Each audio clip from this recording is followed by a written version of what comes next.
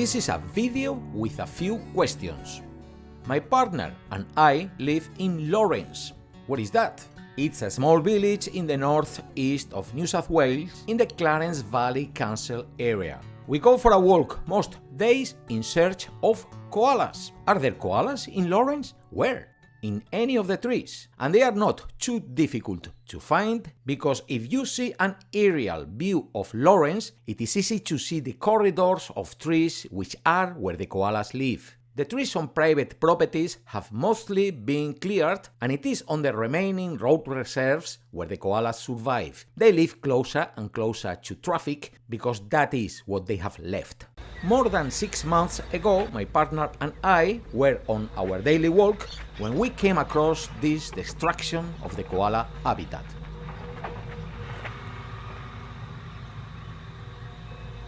Why would anyone do that? Because the owner could. The destruction was occurring in an old road reserve that had been sold, and on private land the owners can do pretty much as they please, at least in the Clarence Valley Council area.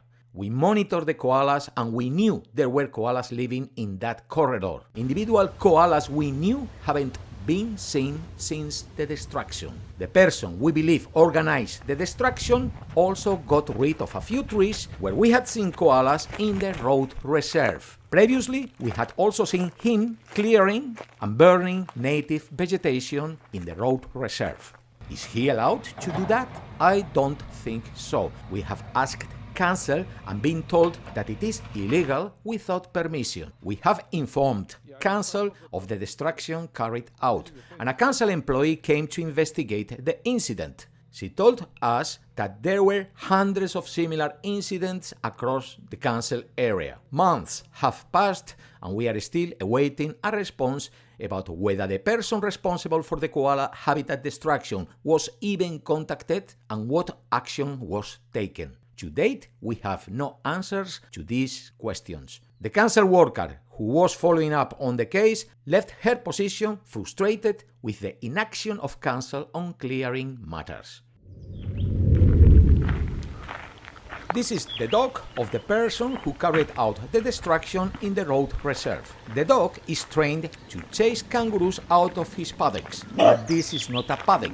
Right now, there is a koala with her baby in these trees. We know because the koalas were there yesterday and we are going to see them right now. If that koala was on the ground, she wouldn't stand a chance against this dog. Is the dog allowed to be loose there? We think not, but his owner doesn't seem to care. We plant koala food trees in the koala corridors. We want to link this corridor with this one so that the koalas have to come to ground less. We gained council permission to plant 8 trees here and did so on a Saturday morning. The same person saw the trees in the afternoon and the next day slashed that part of the road reserve because he has just bought the adjacent paddock. Did he need permission to do that? Yes, as far as we know, but he couldn't have asked for it as it was next day, a Sunday, when he did the slashing. But nevertheless, he phoned council on Monday to complain about our planting. Council told us to stop planting there. Since then, we have identified further destruction of koala habitat in the same road reserve. We have reported this to council, but we don't get responses. So question for everyone. What chance of survival can koalas have if there are people who destroy as they please in the road reserves and council allows it to happen? You tell me. These road reserve corridors are nearly the only public land left in Lawrence for the koalas. We asked permission to plant trees in this corridor and now we have been told to stop because someone who clears there as he pleases without permission and gets away with it has complained. This road is called Back Kings Creek Road, and the man doing this might think he is the king of the road because he does whatever he pleases with his surroundings. And when the whole road reserve is cleared and tidied up with no koalas, this man might still come and say to me again,